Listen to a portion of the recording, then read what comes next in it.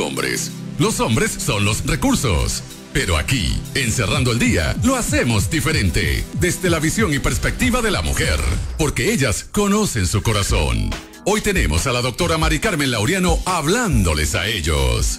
Hablemos de hombres. Bueno, ¿verdad? Buscar un recurso mujer para hablarle a los varones, como que hemos roto un poquito el hielo con eso. Me gusta cuando dice, porque ellas conocen su corazón. Sí, de verdad que sí. Ese famoso sexto sentido, Mari Carmen, buenas tardes. Buenas tardes. Inclusive, aunque esta mujer no pueda dejar de hablar en 2 horas, no pueda dejar de hablar en 1 hora. Silencio. O sea, te estás confesando. Sí, con la mano en el corazón, que no puedo dejar de hablar ni siquiera 5 minutos. Pero es de las mías, doctora. Bueno, puedo justificarme, puedo decir que ese es mi propósito de vida, yo vine a hablar. Nuestro propósito en la tierra es hablar. Exactamente. Muchas mujeres pues también dicen, ¿verdad?, que ese es su propósito, hablar. Y obviamente pues cuando a veces escuchamos a los hombres reaccionando sobre una situación en particular, nos miramos así y fruncimos el ceño y decimos, pero ¿por qué los hombres están hablando tanto? No dicen que somos nosotras la que mayoría, en la mayoría del tiempo, ¿verdad? Habla más, así que no. Bueno, hombres y mujeres no importa, es cuestión de personalidad. Si son personalidades introvertidas o extrovertidas, y ahí pues se matiza realmente. Hay temas que los hombres le van a ganar, que es el tema de deportes. Muchas veces de política. De los carros.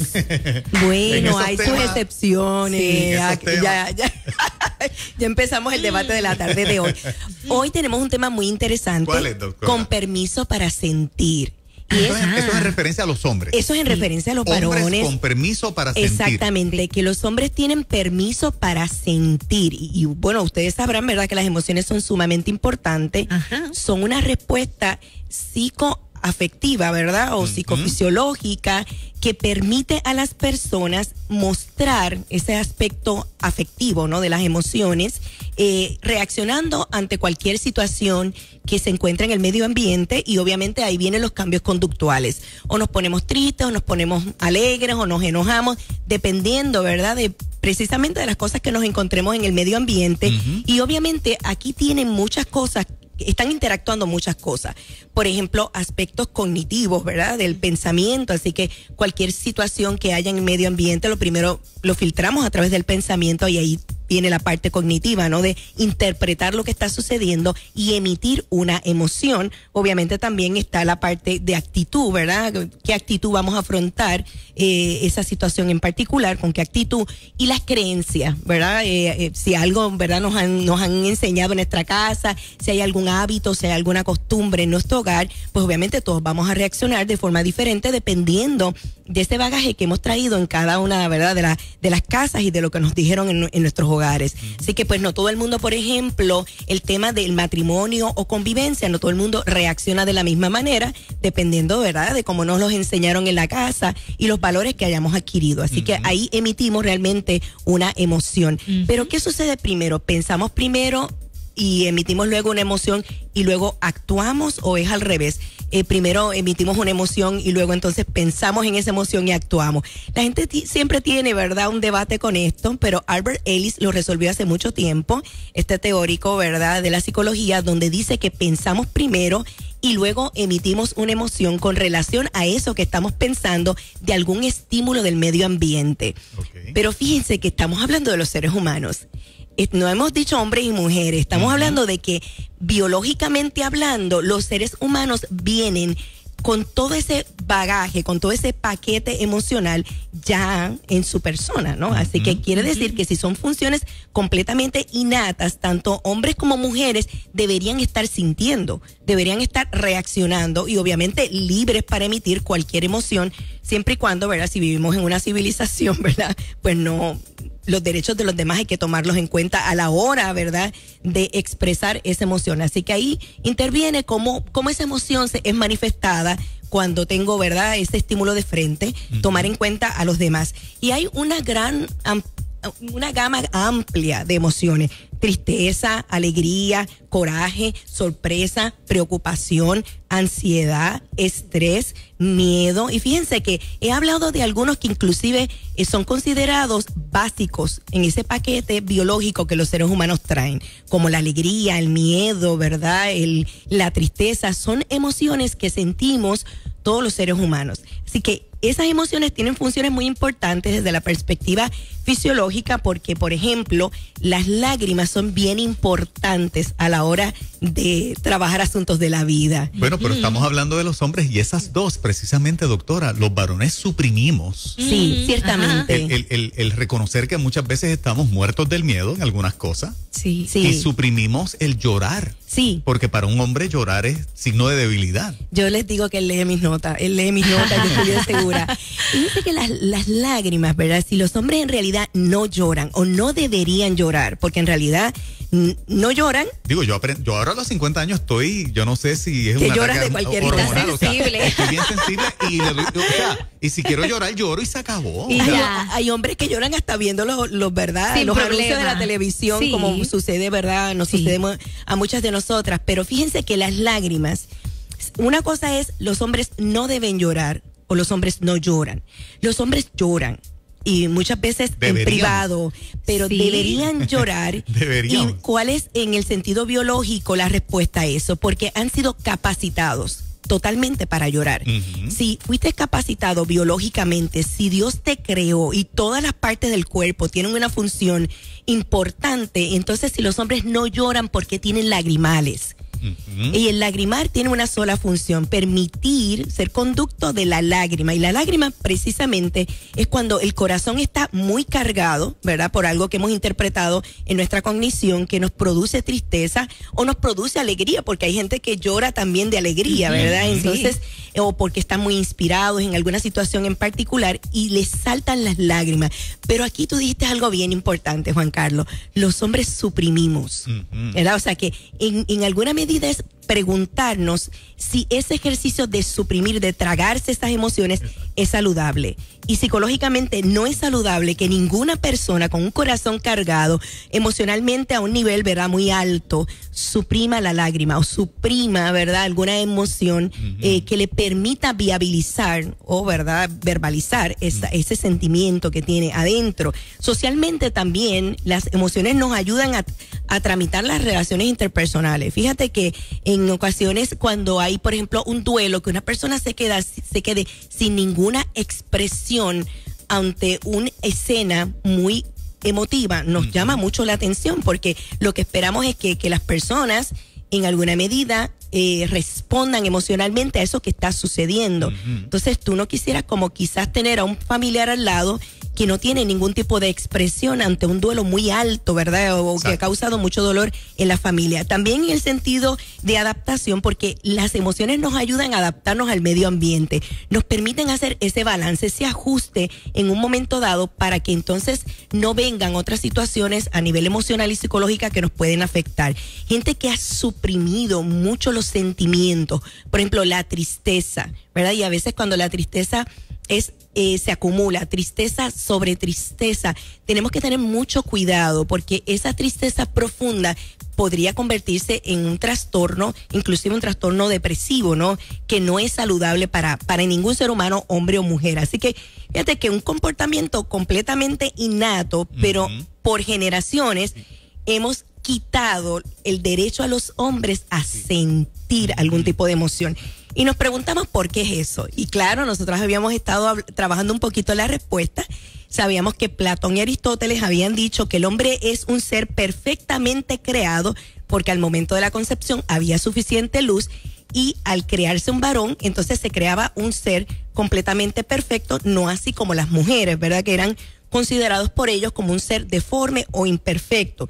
Y fíjense que como los hombres entonces sí eran completos, ellos pensaban que debían entonces ocuparse de las tareas más nobles del Estado, como por ejemplo la casa, la guerra, el enriquecer, ¿verdad?, la posesión de guerra, de tierras, el enriquecer al Estado, el mantener la familia. Todas esas cosas que eran escenarios públicos le pertenecían a los hombres, pero la razón era porque ellos eran racionales.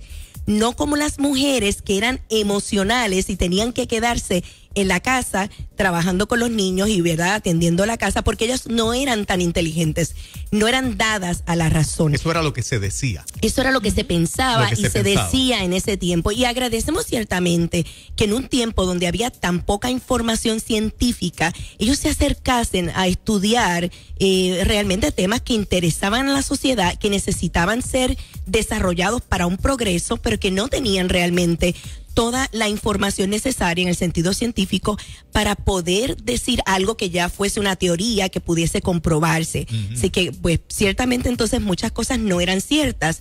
Y sabemos que estos entendimientos, como lo habíamos dicho anteriormente, fueron introducidos a la iglesia por los padres. Por ejemplo, Agustín pensaba que aunque la mujer sí posee mente y espíritu, lo poco racional en ella se ocupa de las cosas temporales y efímeras, mientras que el hombre, con una imagen completa de Dios, entonces se ocupa de los asuntos que tienen que ver con la razón, como es la contemplación, como es elevarse a lo eterno, como es poder administrar, organizar y desarrollar el Estado. Así que fíjense que particularmente en este sentido, pues ya sabemos, ¿verdad?, de dónde viene ese tema de que no, las mujeres son más emocionales, pero ¿han visto ustedes algunas mujeres que desarrollan un sentido racional muy elevado, que son poco emotivas y que siempre llevan las cosas de forma cuantitativa y te dicen, mira, vamos, sí es importante sentir esto, pero vámonos a la realidad y a los hechos? Entonces tú te quedas como que, porque no necesariamente lo responde al estereotipo que se ha creado sobre hombre y mujer. Obviamente, ¿verdad?, estas divisiones puramente científicas no tienen ninguna razón. Por ejemplo, Linda Bell, en su trabajo Vision of the Woman, Contemporary Issues in Biomedicine, Ethics and Society, dijo que la mujer era considerada por los filósofos como puramente física, seductora, peligrosa, emocional e ilógica, y cuantitativamente irracional y débil, sin tener la capacidad para hacer o experimentar cosas que los hombres sí podían, y obviamente refiriéndose a la cuestión racional. Así que este pensamiento se introduce en las iglesias y de generación en generación. ¿Qué es lo que hemos pensado? Que el hombre debe ser dado a la razón, que él tiene el poder para decidir, que él solo tiene esa facultad, que cualquier cosa importante en la casa la debe resolver él, porque él es una persona dada al pensamiento, al análisis, y que las mujeres, pues como son más emocionales, no deberían estar ocupando posiciones de poder, ni obviamente administrando ninguna agencia. Y fíjense que aunque las voces han ido suavizándose con el tiempo y aceptando algunas cosas, en realidad muchas de las cosas que ocurren a nuestro alrededor son estos entendimientos precisamente que permean en nuestra sociedad, y que se sigue exigiendo que los hombres no lloren o que no muestren ningún tipo de señal emocional que los haga verse débiles o con menos poder. Sí, que no muestren lo que realmente sienten. Exactamente. Y las lágrimas son para sacar el dolor. Sumamente es el propósito. Importante, Yanira, sumamente importante. Pero nosotros tenemos un modelo a seguir. ¿Cuál es nuestro modelo? Jesús. Y Jesús estaba anclado en una sociedad patriarcal, sociedad judía, patriarcal. El Jesús histórico, el Jesús humano, estaba allí. Así que ningún tipo de expresión emocional debía salir de él. Pero vemos una escena en Juan capítulo 11, verso 35, donde frente a la tumba de Lázaro, su amigo, Jesús lloró. Y quiero leerles un poco sobre esto para que ustedes sepan. Fíjense que dice, cuando Jesús vio a María y a los judíos que la acompañaban, que habían venido con ella, y que lloraban mucho, se sintió muy triste. Y aquí claramente, ¿verdad?, nos hace saber el texto en la versión traducción lenguaje actual, la emoción que Jesús sintió, tristeza. ¿Qué hizo Jesús al sentir tristeza? Y la sintió por la compasión, y la compasión es un sentimiento de mucha sensibilidad, requiere que tú te pongas, ¿verdad?, muy empático con ese que está sufriendo y sientas lo mismo que esa persona está sintiendo. Así que una de sus mejores amigas, María, y obviamente los judíos que la acompañaban, estaban tristes, y Jesús se entristeció con ellos. Y fíjense que no es porque pensaba que Lázaro había muerto y no iba a resucitar. Exacto. Jesús sabía que él iba a resucitar, porque lo había dicho al quedarse 2 días, ¿verdad? En el lugar donde estaban cuando le dijeron que Lázaro estaba enfermo de muerte. Y Jesús dijo, esta enfermedad tiene un propósito, es para que el Hijo del Hombre sea glorificado. Así que no es que él pensó, mi amigo murió, sino que es la tristeza de ellos la que, ¿verdad?, produjo en Jesús esta tristeza. Y Juan Carlos, ¿qué hizo Jesús adelante? Pues dice que Jesús se puso a llorar. En la versión me fascina que no haya actual. suprimido, que aunque sabía que lo iba a resucitar, no suprimió, no, ¿verdad? Esas emociones. Sí. Me impresiona de Jesús, porque cualquiera diría, no voy a llorar porque yo sé que yo voy a orar ahorita y el Padre lo va a levantar, o sea. Pero era humano, Exacto, y sabía que tenía todo el derecho, tenía permiso a sentir. Exacto. Y obviamente no necesariamente como la sociedad le había enseñado, como culturalmente se veía, sino que él vivía su estilo de vida cerca del Padre, lo hacía tener una política superior a la cultura de su época, porque su padre lo había hecho con capacidad para sentir. Así que si mi padre me hizo con capacidad para sentir, ¿por qué me tengo que prohibir sentir, aunque otros digan lo que sea, ¿verdad? En su experiencia como cristiana, como profesional cristiana, y en su experiencia de los seminarios y ir a las iglesias, todavía hay muchas madres cristianas que cometen el error de decirle a sus niñitos varones, los nenes no lloran. Sí, por eso es que yo soy de las que pienso que los hombres deben incursionar en la educación de los hijos. Los hombres deben estar presentes, no es una labor solo de mujeres, pero tanto hombres como mujeres deben ser reeducados en esto, porque fíjense, Romanos capítulo 12, verso 15 dice que hay que llorar con los que lloran. Entonces fíjate que aquí no hay una expresión específica de hombres o mujeres. Exacto, no hay un género. No hay un género, hay que acompañarse en medio del dolor unos y otros. Exacto. Y qué empático te sientes tú, ¿verdad? Cuando puedes a un amigo sentarte y expresar, ¿verdad? Ese dolor que sientes al verlo a él dolido. A mí me encantan los niños, ellos tienen una teología de alto nivel, porque los niños no han sido, ¿verdad?, necesariamente tan contaminados con estas ideas. Y fíjense que cuando un amiguito se entristece, ¿qué hacen ellos? Ellos lloran también. Sí, ellos los rodean, hacen un círculo, están a su lado, no dicen una sola palabra, se sientan y le extienden la mano, ¿verdad? Casi siempre los abrazan o les ponen la mano y en silencio sufren ese dolor de su amiguito, inclusive si tienen que llorar, así lo hacen. Así que Jesús, fíjense que desafió el entendimiento de su época, permitiéndose expresar precisamente lo que sentía.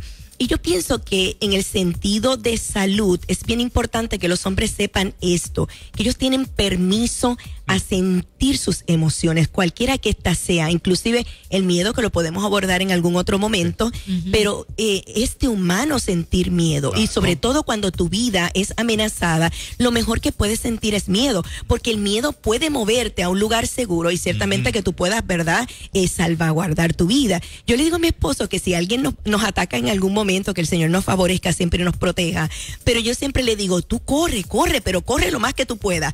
Y él me dice que yo corra. Yo le digo, sí, claro, corre, porque yo prefiero que me digan, ¿verdad?, que yo estoy casada con un hombre que sintió miedo a ser una viuda, porque yo no lo quiero perder por nada del mundo. Entonces fíjense que el sentir, ¿verdad?, darse la oportunidad de sentir, ¿verdad?, o de viabilizar cualquier sentimiento o de verbalizarlo, pues nos aleja precisamente de la depresión. Es bien interesante porque todos los estudios, inclusive de la Organización Mundial de la Salud, dicen que las mujeres se deprimen más que los hombres. Y obviamente eso habría que verlo, ¿verdad? Habría que mirarlo, porque 122 mil millones de personas en el mundo sufren de depresión. Y de esas, 850,000 personas sucumben al suicidio por causa de la depresión.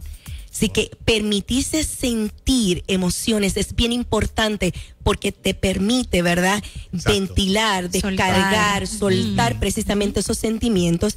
De esta población, miren, el 15% de un estudio que hizo la Organización Mundial de la Salud con relación a la depresión, 89,000 personas en 18 países habían vivido algún momento en su vida algún evento de depresión. La mayoría de estas personas, el doble de ellas, eran mujeres. Y yo me pregunto, ¿eran mujeres porque es más fácil sacar un registro y que la mujer diga estoy deprimida, Claro. a que un hombre diga estoy deprimido, Exacto. porque socialmente no es aceptado, ¿verdad? Exacto. Entonces no se puede reportar ese % de hombres que se sienten así. Fíjense que es interesante que aunque ellas ¿verdad? Se deprimen por la pérdida de una pareja, ya sea por separación, divorcio o muerte, los varones también, hay muchas cosas que los deprimen, inclusive asuntos que tienen que ver con el matrimonio. Por eso es que el divorcio en la escala de estrés ocupa el segundo y el tercer lugar de esa escala. Pero en muchas ocasiones ocurre que los hombres, aunque dicen que se deprimen menos que las mujeres en %, ellos se deprimen con mayor intensidad, lo sienten de una manera más profunda, o sea, cuando se deprimen bien profundamente. Claro. Entonces yo pienso, si esa intensidad tiene que ver porque han suprimido durante mucho tiempo esa tristeza profunda y no han encontrado a nadie que los escuche. La manejan con alcohol y con drogas. Exactamente. Yo entiendo que a veces el hombre de la sociedad lo que hace es automedicarse, pero la sociedad no lo ve así. Por eso el consumo de alcohol es mucho más alto en hombres, el consumo de drogas es mucho más alto en hombres, porque es la forma en que ellos manejan las emociones esas reprimidas. Claro, ¿no? y si te vas a dar cuenta, en la sociedad se valida mucho el que el hombre utilice el alcohol. O que los hombres utilicen, ¿verdad? Algo que no sea que los vea débiles, porque entonces la lágrima es vista como débil, como de debilidad, como vulnerable, como... Y fíjense que hay muchas expresiones. Los hombres no lloran. ¿Cuántas veces lo hemos escuchado? Inclusive mientras crecimos. Pareces una niña llorando. Y hay expresiones hasta, ¿verdad? Yo fui conservadora, pero hay expresiones bien terribles sobre eso. O claro aguántate como un machito. Aguántate como un machito, que los hombres no lloran.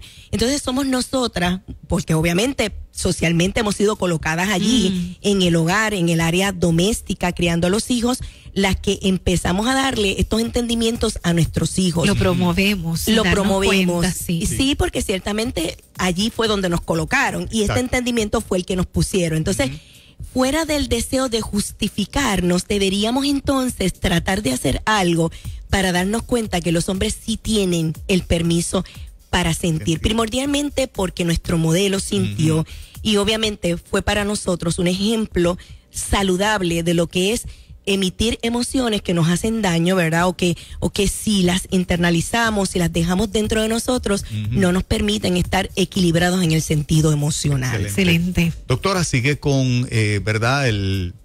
La capacitación que está próximo a comenzar ahora en agosto. Claro, sí. La escuela para varones con los zapatos bien puestos. Allí enseñamos a los varones lo que son verdaderas masculinidades en Cristo, ¿verdad? Y tomamos al Señor como ejemplo. Buscamos en la Escritura, ciertamente, ese desarrollo y crecimiento personal que los hombres muchas veces necesitan. Y aunque hemos crecido, Juan Carlos, en muchos sentidos, a nosotros nos hace falta crecer en muchas áreas en nuestra persona. Así que la escuela con los zapatos bien puestos para todos los varones es una buena alternativa para crecer con otros pares, ¿verdad? Con otros hombres que también quieren desarrollarse en la palabra, mejorar sus relaciones interpersonales, aumentar su autoestima y crear balance. Para eso tienen que llamarnos al 787-645-6782. 787-645-6782. Excelente. Mari Carmen Laureano con nosotros. Gracias, doctora. Como no, a ustedes. Esto es Cerrando el Día.